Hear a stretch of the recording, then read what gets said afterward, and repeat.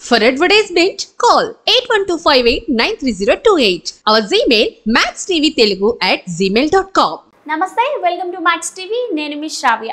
ఈరోజు మనతో పాటు ఉన్నారు motivational speaker, spiritual speaker Swathi గారు. మరి స్వాతి గారితో మాట్లాడేద్దాం. నమస్తే స్వాతి గారు. నమస్తే అమ్మా. ఎలా ఉన్నారు?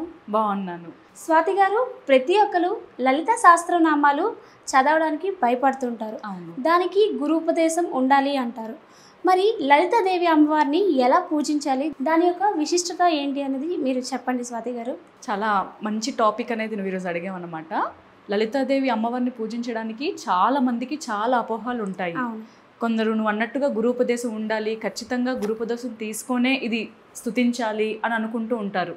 కానీ అలా కాదు, అమ్మవారిని చక్కగా మనం ఇంట్లో అందరూ పూజించుకోవచ్చు. అయితే ఇది లలితా సహస్రనామం చదువుతున్నప్పుడు గురూపదేశం ఎందుకు తీసుకోవాలి అంటారు అంటే, మనం సహస్రనామాలు అనేవి చాలా టఫ్గా ఉంటాయి. అందరూ దాన్ని స్పష్టంగా చదవలేరు. ఆ వర్డ్స్ అనేవి చాలా పెద్దగా నామాలు అనేవి ఉంటాయి కదా, క్లుప్తంగా చదవలేరు. దానికి రైట్ వేలో చదివితేనే పర్ఫెక్ట్ మీనింగ్ అనేది ఉంటుంది. అది సెంటెన్స్ ఫార్మేషన్ అనేది ఒకేలా ఉన్నా కూడా రెండు అక్షరాలు విడమర్చి చదివితే అర్థాలు వేరైపోతాయి. అక్షరాలన్నీ కలిపి ఒక పదంగా ఉంటుందన్నమాట. నామం అనేది 10 అక్షరాలతో ఉంటుంది, 11 అక్షరాలతో ఉంటుంది, 16 అక్షరాలతో ఇలా ఉంటాయన్నమాట. ఇవి మనం విడమర్చి చదవకూడదు, అంటే హాఫ్ ఆఫ్ చేసి చదవకూడదు. క్లుప్తంగా ఒకే బేస్లో అన్నీ చక్కగా చదువుకోవాలి. ఆ మంత్రాలు కొన్ని, అంటే మధ్యలో నామాలు అన్నీ కూడా 3 లేదా 4 ఒకే వరుసగా చదువుతూ వెళ్ళాలి. అది చదవడం రాక చాలామంది తప్పుగా చదువుతారన్న భావనతో చదవకూడదు అని చెప్తారు. గురూపదేశం అంటే బాగా చదివే వాళ్ళ దగ్గరికి వెళ్ళి మనం నేర్చుకోవాలి. ఇప్పుడు మనం చాగంటి గారు కానీ, లేదా సామవేద షణ్ముఖ శర్మ, నందూరి గారు, ఇలా చాలామంది, అనంతలక్ష్మి గారు కూడా కొన్ని గ్రూప్స్ క్రియేట్ చేశారు. అలాంటి వాళ్ళ దగ్గరికి వెళ్ళి ఆ గ్రూప్లో జాయిన్ అయ్యి లలితా సహస్రనామం కొన్ని రోజులు ప్రాక్టీస్ చేసి బాగా చదివి ఆ తర్వాత మనం సొంతంగా ఇంట్లో కూర్చొని చదువుకుంటే బాగుంటుందన్నమాట. అందుకోసమే గురూపదేశం తీసుకొనే చదవాలి అని మన పెద్దవాళ్ళు చెప్తారు. లలితాదేవి పూజ అనేది చక్కగా ఇంట్లో అందరూ చేసుకోవచ్చు. అమ్మవారి చిత్రపటం ముందు కూర్చొని అమ్మవారిని మనం చక్కగా ధ్యానించుకోవచ్చు. స్వాతి గారు, లలిత అమ్మవారిని ఎలా పూజ చేసుకోవాలి, ఏ విధంగా పూజ చేసుకోవాలి స్వాతి గారు? అమ్మవారి పూజ మనం పౌర్ణమి రోజు చేసుకోవచ్చు, శుక్రవారం రోజు పూజ చేసుకోవచ్చు, కొందరు మంగళవారం రోజు కూడా లలిత అమ్మవారి ధ్యానం చేస్తూ ఉంటారు. అయితే అమ్మవారిని పూజించుకున్నప్పుడు చాలా శుచిగా శుభ్రంగా ఉండాలన్నమాట. అంతర్యామి అంటే లోపటి నుంచి శుచిగా ఉండాలి, బయట మనం ఉండే పరిశ్రమాలు కూడా శుభ్రంగా ఉంచుకోవాలి.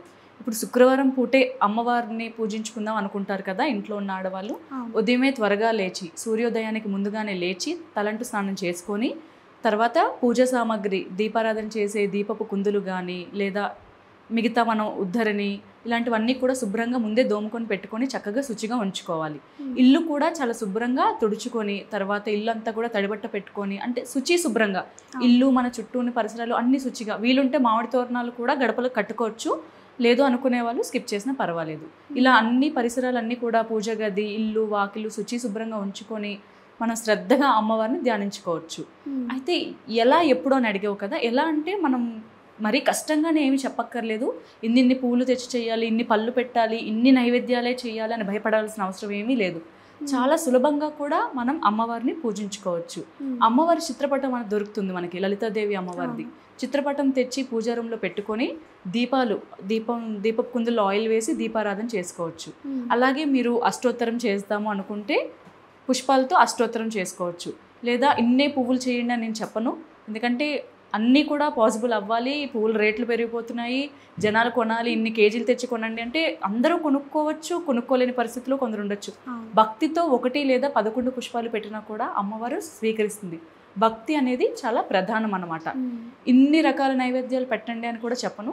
చక్కగా ప్రేమతో స్నిగ్ధాన్నం అంటే నెయ్యి అన్నం కానీ, స్నిగ్ధాన్నం అంటే నెయ్యితో చేసుకున్న అన్నం అన్నమాట, లేదా దధ్యోజనం, పులిహోర, ఇలా ఏదైనా మీకు నచ్చిన, మీ మనసుకు నచ్చిన నైవేద్యం అమ్మవారికి మీరు చక్కగా పెట్టుకోవచ్చు.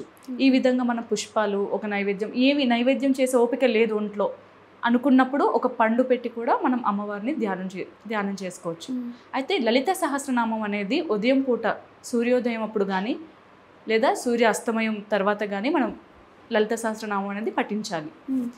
స్వాతి గారు, కొంతమంది అంటుంటారు తిన్న తర్వాత లలిత సహస్రనామాలు స్మరించకూడదు అంటారు, దాన్ని ఏమంటారు? తిన్న తర్వాత లలిత సహస్రనామం స్మరించకూడదు అనేది నిజమే.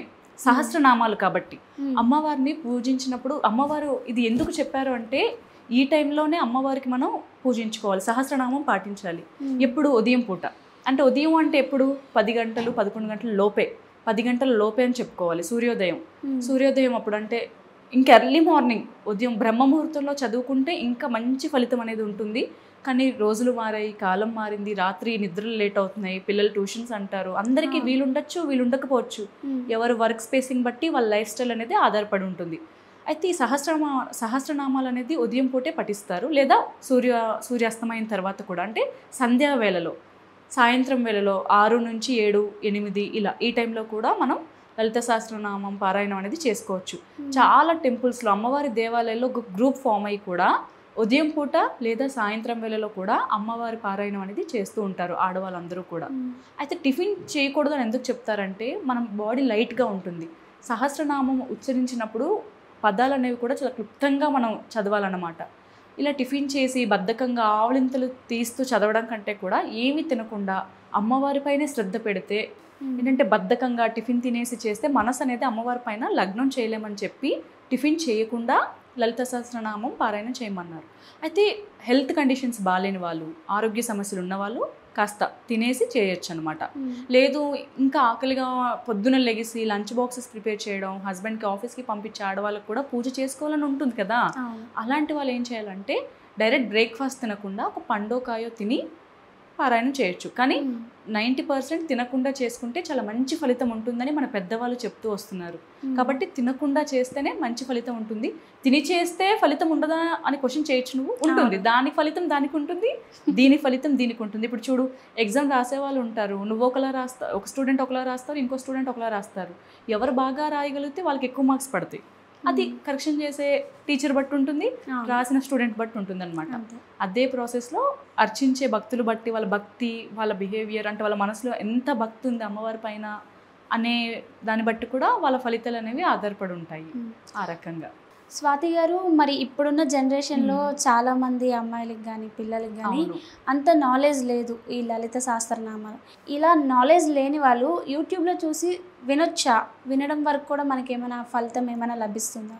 లభిస్తుంది, వినొచ్చు, ఖచ్చితంగా వినొచ్చు. అయితే మంచిగా, అంటే ఇప్పుడు లలిత సహస్రనామాలు చాలా ఆడియో రికార్డ్స్ అనేవి యూట్యూబ్లో సోషల్ మీడియాలో వచ్చేసాయి. అయితే అది నాకు అర్థం కాని విషయం ఏంటంటే ప్రింటింగ్ మిస్టేకో తెలియదు, లేకపోతే రికార్డింగ్ మిస్టేకో తెలియదు. కొన్ని వర్డ్స్ ప్రొనౌన్సియేషన్ అనేది కొన్ని దగ్గరలో లో ఉండవలసిన దగ్గర హై ఉంటున్నాయి, హై ఉండవలసిన దగ్గర లో ఉంటున్నాయి. అన్ని రికార్డింగ్స్ కూడా కరెక్ట్గా ఉండట్లేదు, కొందరు పర్ఫెక్ట్గా ఉంటున్నాయి. అయితే కొంచెం పెద్దవాళ్ళు ఉంటారు కదా, ఇందాక నేను చెప్పినట్టు సామవేద షణ్ముఖ శర్మ, చాగంటి గారు, అనంతలక్ష్మి అమ్మ గారు, వీళ్ళు చక్కగా మనకి వాళ్ళ వీడియోస్ కూడా అవైలబుల్లో ఉన్నాయి సోషల్ మీడియాలో.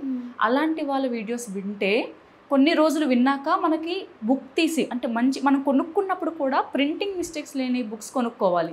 కొన్ని దేవాలయాల్లో అమ్ముతుంటారు, అమ్మవారి దేవాలయాల్లో కొన్ని చారిటీ వాళ్ళు అమ్ముతూ ఉంటారు, ప్రింటింగ్ మిస్టేక్స్ లేకుండా ఉంటాయంట.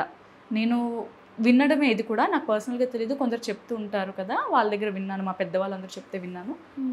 ప్రింటింగ్ మిస్టేక్స్ లేని బుక్స్ కొన్ని దొరుకుతాయి, అలాంటి బుక్స్ కొనుక్కొని చదవడం, లేదా మంచి ఆడియో రికార్డింగ్స్ వినడం. పెద్దవాళ్ళు మన చెప్పాను కదా, ఆ అనుభవం ఉండి బాగా దానిపైన పట్టున్న వాళ్ళు చెప్తారు కదా, గరికపాటి గారు కూడా చెప్పారు. ఆ వీడియో కూడా మనకి సోషల్ మీడియాలో అవైలబుల్ ఉంది.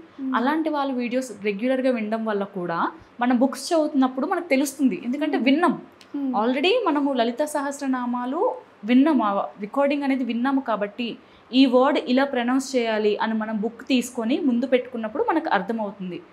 ఇంకొకటి, లలిత సహస్రనామం రెగ్యులర్గా వినడం వల్ల, ఒక 10 రోజులో 20 రోజులో నెల రోజులో వినడం వల్ల 10 రోజులు విన్నామనుకో, 11వ రోజు నీకు స్టార్టింగ్ చదవాలి అని ఆలోచన వస్తుంది. రోజు వింటున్నావు కదా, ఒకసారి నేను చదివితే ఎలా ఉంటుంది, దాని విశిష్టత నీకు తెలిసి ఉంటుంది ఆల్రెడీ. కాబట్టి ఒకసారి నేను చదువుతాను అన్న ఆలోచన నీకు ఆటోమేటిక్గా వస్తుంది. అప్పుడు నువ్వేం చేస్తావంటే ఆ రికార్డింగ్స్ వింటూ చదవాలి, మనం వినాలి, చదవాలి.